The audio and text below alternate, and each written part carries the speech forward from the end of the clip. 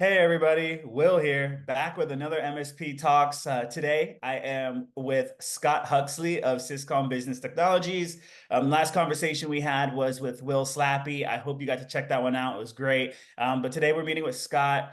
Scott, he posts so much on LinkedIn about different cyber attacks and different news within cyber defense industry. And so it was great. It's great talking with him. I hope you guys enjoy this one. There's a great amount of knowledge in it. So take care. Hello, Scott. Thank you for joining me. I appreciate you being here. This was, I feel like for me, a long time coming. I followed you on LinkedIn for a while.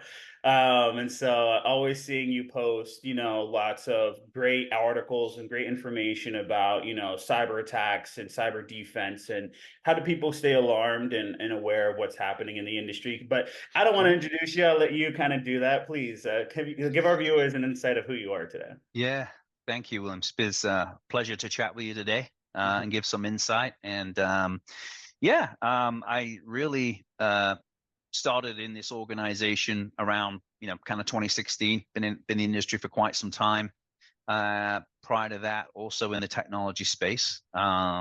Started in the MSP industry around 2016, and really started along the lines of realizing that small businesses often didn't have the protections that they needed. That got me into kind of the industry as a whole. And then beyond that, as you mentioned with LinkedIn, is really just trying to perpetuate that message to people of how things continue to change and evolve, and to make sure that business leaders were aware of it. And we're getting the information in simple terms to act on it. And LinkedIn's been a great way to do that. And I just want to kind of stand, I guess, at the top of the mountain and shout the message. Yeah, I appreciate that. I'm sure lots of people appreciate that. I hope Can so. you can you tell us a little bit about Syscom Business Technologies, kind of how you got Yeah. started? And I saw also that you're with Lehigh Valley Tech. Can you kind of Yes. explain just a little bit about what your role is and the difference? Yeah, absolutely. So my role in the organization, managing principal, I secured that a couple of years of being within the organization. Syscom, if you look us up, we've been around since '78. Back in the time when there wasn't really a great amount of technology out there, and we certainly didn't need to worry about things like ransomware and things like that. But um, the organization, like I said, started in '78 to where we are now in 2024. Lehigh Valley Tech, as you mentioned, that was through an acquisition we did a few years back, that I was a part of, and kind of carried on that role of managing principal there as well, wrapping them all up into the Syscom umbrella. And we've done two or three acquisitions over the last 5 or 6 years. Wow, congrats. That's awesome. That's really awesome. And also I'm going through perusing through your LinkedIn. I saw you are an author as well as that Mhm. is listed in your bio. Can you tell us a little bit about that? Yeah, I wish I could say that I wrote a couple of really great best-selling novels, but that's not really so much the truth. For those that follow me, they'll see that I write articles weekly for people, again, along the spirit of security, right, and awareness, trends, just but also that being said, prior to my arrival here in the US, I've been in the US since 2002, originally from the UK. Mhm. Couldn't I'd written. tell. Couldn't tell. Couldn't tell. Okay, that's Couldn't tell. yeah. I didn't know. That's my I yeah, was wondering. yeah. I see you interview you interviewed Will Slappy recently. It's my Yeah. Alabama. If you see him, it's my Alabama accent. Um, yeah, from the UK, I'd written some articles in security magazines. My prior time was with an organization called ADT, Tyco, and that was really centered around physical protection around with things like CCTV and things of that nature. So I'd written some Actually, my industry. mother, my that's so funny that my mother worked for Tyco for a long Okay. time in Yeah. administration. That's funny. Never thought I would hear that name again. Yeah, there we go. They're still around. Yeah, I'd written some industry articles around the topic of security and a couple of things like that. So I'm still working on the best-selling book, needless to say. Yeah, I'm looking forward to it because I did read an article that you did write. It was you had it published on LinkedIn. It was about a company that had got hacked because a user of a device logged into just an unsecure Wi-Fi connection. Mhm. And like I guess, can you expound on that for us? I thought that was such an interesting, situation that had happened. So I think, I think we can probably all agree, and certainly for the people that are going to watch it and things like that, that security has become a complicated thing these days. We can't just deploy one thing or two things and just say it's good. Mhm. So that particular thing where they were encrypted from a specific device often comes from um, I would say sometimes lack of accountability or visibility really of what's going on. You may well have someone in your organization that is connecting to your organization's data, but they may be connecting from a personal device. In that particular instance, if it's what I'm thinking of, I don't know if it was related like the healthcare network or something like that, but yeah, that's an example of an individual that had a device, and then latterly the organization found that it didn't have the protection, didn't have the tools on it, and that created a risk for the business. And I've seen numerous of those instances over the last couple of years. Yeah, I think it was like the hacker actually got access to the device or access to the traffic flowing from the device because Yep. that device was locked into an unsecured Wi-Fi. And I just think like, I mean, how many of us go to travel to an airport, log into a public Wi-Fi at the airport? Like how like I feel like that's a normal thing sometimes for people to do, or even going to Starbucks. I've gone to Starbucks a few times. So I'll tell my Mhm. boss this, but I've gone to Starbucks a few times and worked from sitting outside and enjoying the air and that public Wi-Fi. Is that how unsafe is that?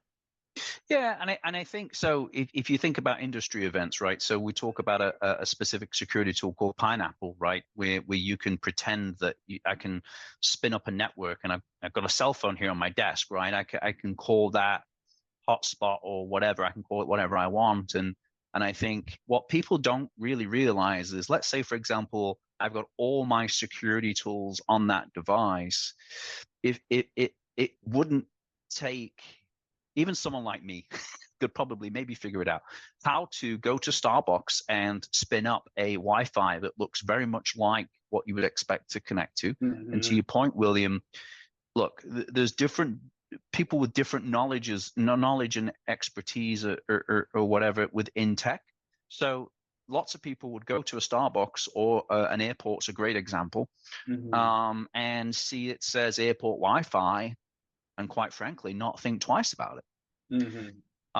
And I think what people don't really understand is, like the example you mentioned, if I'm the bad actor in this case, I can see all that information, to your point, that's going back and forth. So again, there's no one singular security protection. It's a case of layers. And if I do that, if I send up, free Starbucks Wi-Fi, Mhm. and you might even have your security tools loaded on it, but you're still logging into your browser and still doing all these things. If I'm the bad person, I can see all of that and I can capture that. And that's the case that you mentioned there. So Yeah. people don't understand that, I guess. Right. Okay. And so, and how does an MSP, get in front of that for small business today? Like it. Mm. The biggest, so so you've seen if you look at the industry as a whole, you've got things centered around tools, but then also you've got things centered around, user awareness training and things of that nature as well. So the answer is it's a multi-tiered approach, really. One Mhm. is tools. One is a conversation around, okay, if you're going to connect, let's take your specific example for a second and narrow it in for a minute. If you're going to connect to your company resources, you have to have either, let's say, for example, a mobile hotspot that, Mhm. or a VPN or something of that nature. Mhm. Like there are different layers and ways of protecting. So, for example, if I travel, I have a separate mobile hotspot box, which Mhm. hopefully people that are watching this that maybe are customers Cisco, happy to hear. But Scott's not connecting to Starbucks Wi-Fi to transact different communications and different things like that. I have a separate box in order to do that. But to answer your question, it's one of user awareness training, right? Hey, Mhm. just so you know, don't just connect to any old Wi-Fi to do business work. Mhm. Mhm. um, and then understanding from the IT company or whoever you work with what protections they look like. So that might Yeah. be a VPN. It's a well-used method. It might be a hotspot, which is the one I used. Mm. there's many different ways of doing it, or maybe for your organization, because everyone's a little different, it might be just a case of, hey, just so you know, when you're traveling, don't connect to guest Wi-Fi, and understand the risks. And in many cases, I think people don't do it maliciously, William. I think people just don't understand the risk. Right, right. That makes sense. And so if you're as an MSP, you're going into a small business and they're, have some remote workers or workers that travel, Mhm. and you're thinking, okay, they need to be secured from attacks. Let's say they are bare bones. They just have managed IT, and Mhm. basic infrastructure. They're in 365, whatever it is, right? Mhm. They have some devices. Do you go in thinking, let me secure the device level first, or do you go in thinking, let me secure and train the users first? What does that look like? Ideally, you want to do both. I don't think you can stop really. I think first of all is an understanding of what are they connecting to? What does the risk look like? Is there a way you can change some of that risk through some of the other tools that you have, or ways of doing it? Thankfully, in today's world, people are connecting less and less to servers these days. So it's not often these days. So it still happens, but people are connecting with things like VPNs. I think VPNs are slowly going away. We're coming up with more creative ways to manage the risk. But to answer your question, William, I guess I'm looking at both angles. I'm going in and I'm saying, hey, who's working remote? What are they connecting to? Do we know? And are they doing things like traveling and things like that? What does the risk profile look? Because the answer to that question will probably be different for each organization that you're likely to speak with. Right, right. And do you find it, I work with guards and we have a solution that is, be tailor-made to cover multiple layers of security from the user level, device level, cover Mhm. cyber awareness training, even provide cyber insurance. Yep. And it allows you to, investigate, if an attack does happen, to see the different areas that have been attacked or infiltrated. You can see an incident that gets created and see, okay, well, over here they did something on the device, or over here they released MFA off of Microsoft, or then also there was a phishing link that was clicked on. Like, you can see all of it in a single pane of glass, and Mhm. an easy way to read. Like, do you feel like the industry is seeing more of a need for solutions that do that, or do you feel like it's actually important for some companies to have their solutions siloed and to have maybe do things based off of customer need versus doing things based off of, like, hey, this is my stack and I expect my customers to adopt it, but I'm going to Mhm. actually go in and say, okay, my customers, this is what their needs are, so I'm going to go find a tool and a solution that kind of fits what I'm diagnosing here. What Yeah. does that look That's a really great question. I'm looking at, was it on your list? No. That's a like? really good question.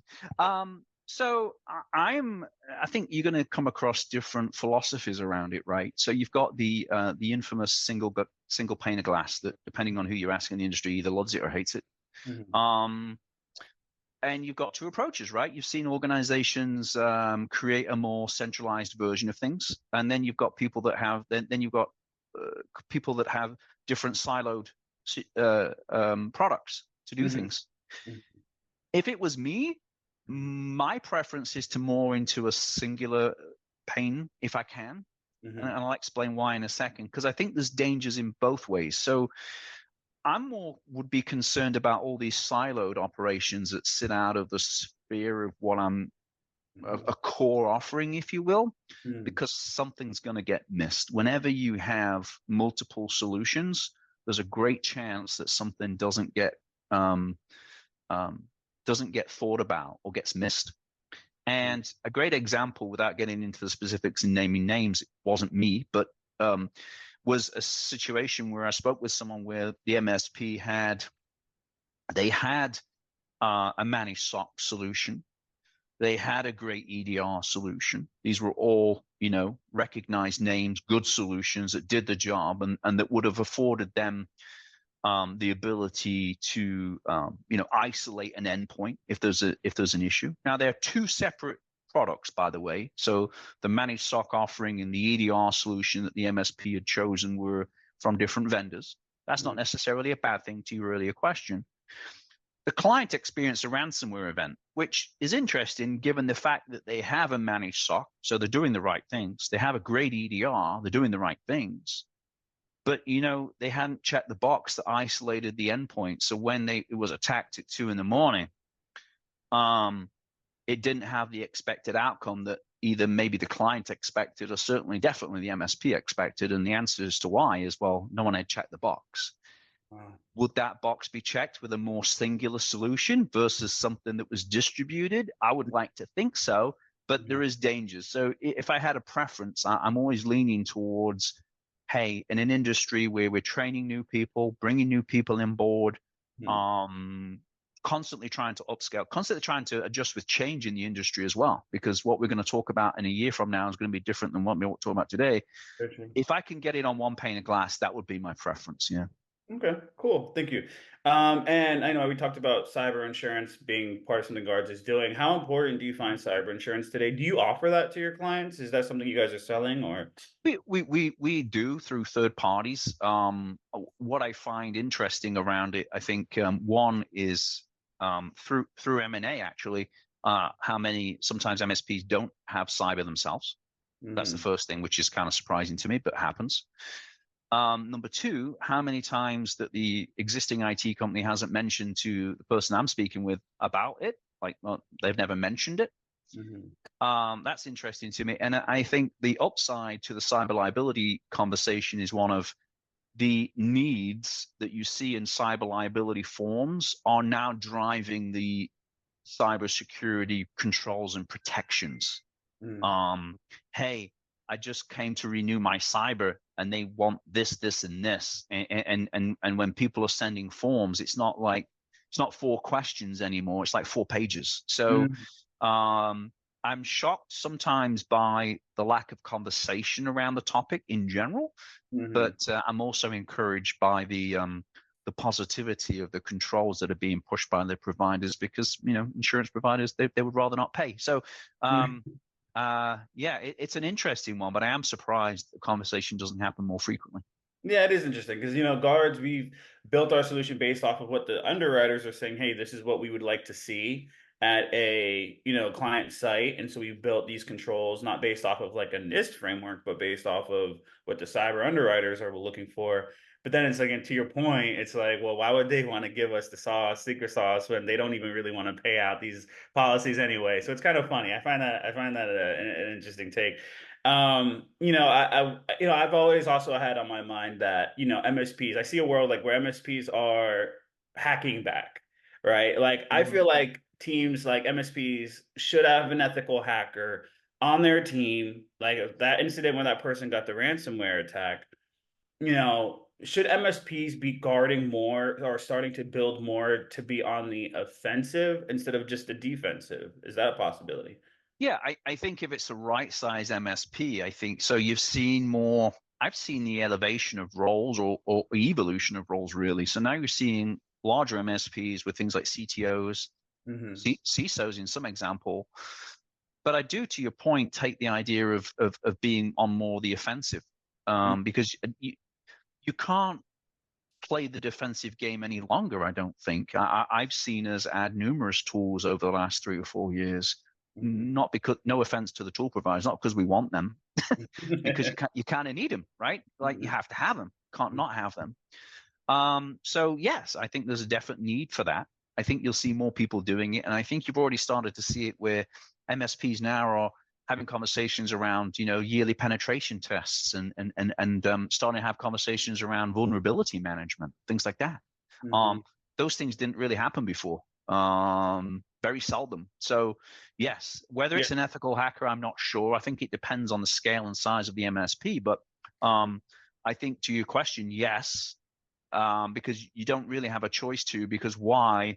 That's what the bad guys are doing. So they're going on the offensive. And, I don't know. We didn't really talk about sports, but best form of defense is a good offense, right? Yeah.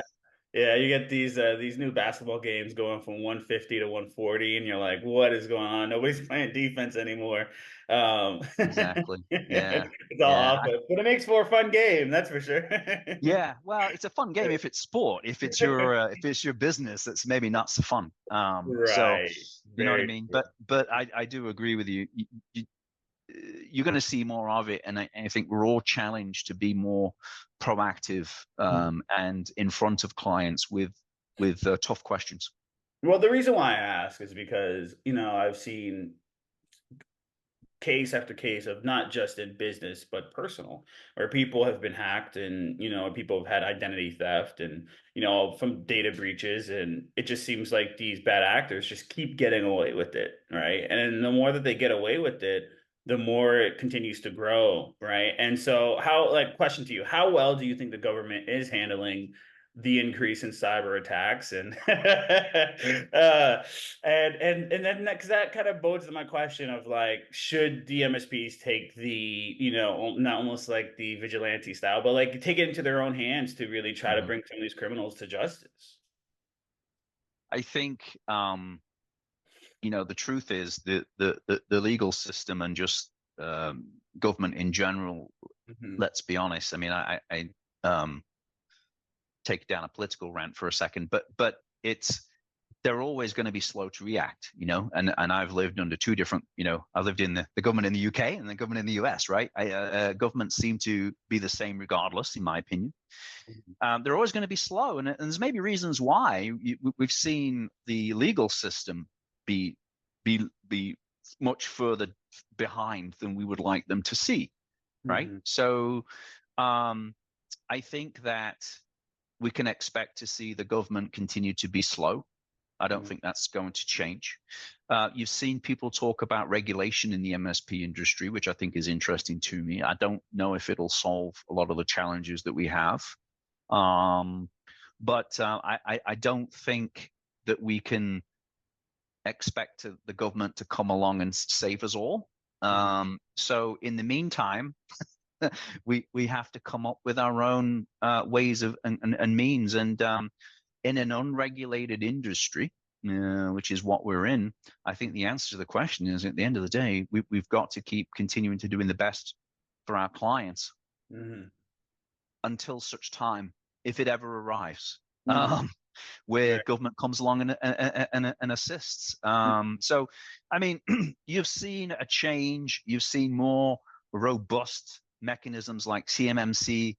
Hmm. You've seen more things centered around government contracts and things of that nature, Hmm. but it hasn't really quite yet made its way for sure down to the SMB level. Hmm.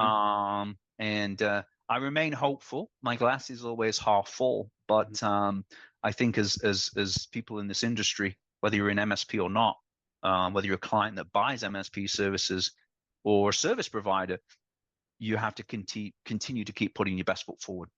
Yeah, for sure. Absolutely. I do think the FBI Cyber Division, for what it's worth, is doing some great things. I just would love to see it at a larger scale. I've Yes. seen that they recently I consistently see that them going after certain ransomware gang leaders and finding, but it's the amount of criminals out there are just so vast that it's like, I guess they're taking the ones that they feel are, bringing the highest, I guess there's a priority level, but it would be great, to see, more police presence when it comes to cyber criminals. I don't necessarily believe that there needs to be more regulation with the MSP community, though I do believe that can help small businesses from deciding to pick and choose what they Mhm. want to cover, despite the advice of an MSP and what an MSP is saying, hey, this is what you need. But because of budgets, these small businesses don't want to spend, on these tools. So, speaking of which, like when it comes to small businesses or business owners, if a business owner is watching this today and they're struggling in multiple areas, let's say it's staffing, they're focusing on making a profit, they have to also get managed IT support for their clients and their staff. Cybersecurity, how far is it in a business's priority level to focus? Is it an afterthought after they do their marketing budget, or should it be, how much of a priority should it be? Well, obviously I'm biased, but it should be first and foremost, right? And the problem is, I think, for cybersecurity is in an industry where we are talking to people that often don't necessarily fully understand everything that's put in front of them. That's okay, because that's why they bring in someone to ask the questions. Cybersecurity is often, as I've said numerous times, valued after the event. So every time that there's a significant thing that gets reported in the news, it's no coincidence that our cybersecurity budget goes up. So any event that you mentioned, it's like, oh, this happened, so our budget is now going. We're going to invest more in cybersecurity measures than we did before. But to a business owner, I've found that I would say there's kind of two types of business owner. There's one that's risk averse, that wants to make sure, within reason, because these things have to make sense from a business standpoint, want to make the appropriate protections in place and make sure that they have those. And then you've got people that are like, you know, worst case scenario, I get hit with ransomware, I make a claim on my cyber, and then things move on. So it should be first and foremost. But I also say many CEOs and people that I've met with over the years are in a different realm when it comes to whether they, I don't say care is a strong word, but whether they really understand or prepared to make the investments to protect. Some people are, the only way I can describe it, William, is that some people are more risk averse than others. Right. Right. Okay. Awesome. You know, as we're wrapping up, I did. This is not part of your prep questions, I thought but that was I want early. to know, Okay. like, based on, but this should be easy. This is a softball. I want to Okay, know good. how often, you know, in your business and in the industry, what is the, and based on you just having your eyes so set on the cyber attacks that consistently happen, what is the main threat that you see today for a small business? Main threat. Well, there's many, but I'll stick, as soon as you ask me for the main threat, Mm-hmm. I would say it's email. I mean, we talk about a lot of sophisticated, risks that are out there, and it's true there are. But you know what?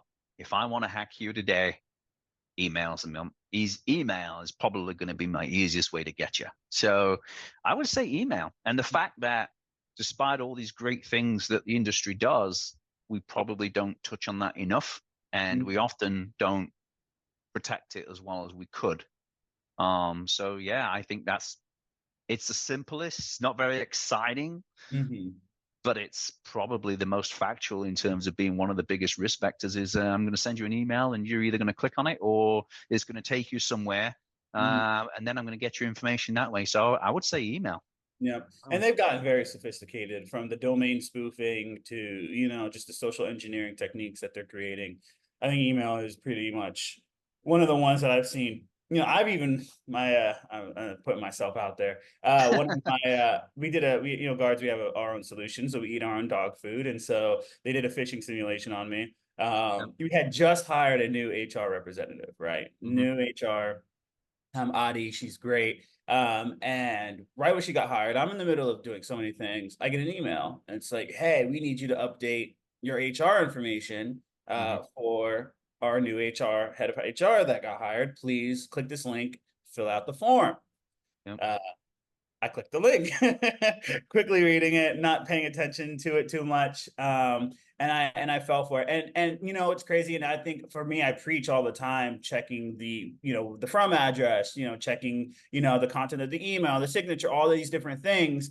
But the ability for, you know, we build our lives on social media.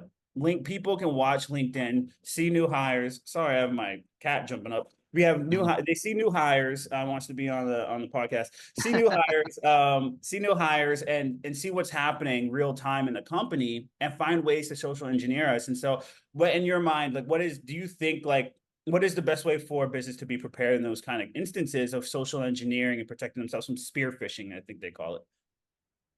So I think with phishing, we can talk about the basics, right? So the old adage used to be, hey, look for the email, make sure it's from who it says it is, look at the signatures you mentioned.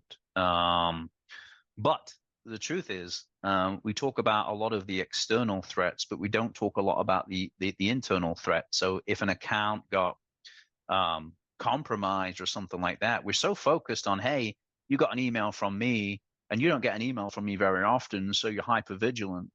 But to your point, and somewhat in your defense, that was someone internally to you, right? So you didn't really question it as hard as much as you would maybe if it was from a stranger or Yep, someone you didn't know very well. So exactly. you're a little bit more apt to do that.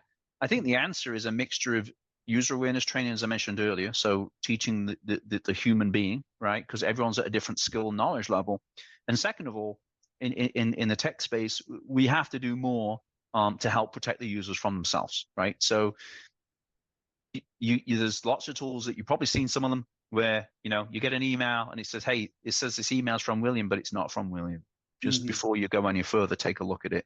So I think it's a mixture of both things. I wish that there was just one or two things that someone could do and then set someone on the path to success. But the answer is, if I told you it was all about tools, then I'd be missing the human training portion of it. Yeah. And I'd also be probably, William, neglecting the fact that we can expect to see cyber criminals using things like AI now in the future, so that those emails will be continually better crafted. Yeah. Yeah. So I think it's a little bit of both, to be honest with you. It's a little bit of tools and it's also a little bit of training. Yeah. Shameless plug, Guards is using AI to now try to scan the content of the email to determine if it is a scam narrative. But even with that being said, if it's a spear phishing attempt, it can be so on target that it's not looking like a scam. So yeah, thank you so much for your You're time welcome. today. I think we can go on and on and on to talk about We cybersecurity. could. It's 2 hours, right? Yeah. Right.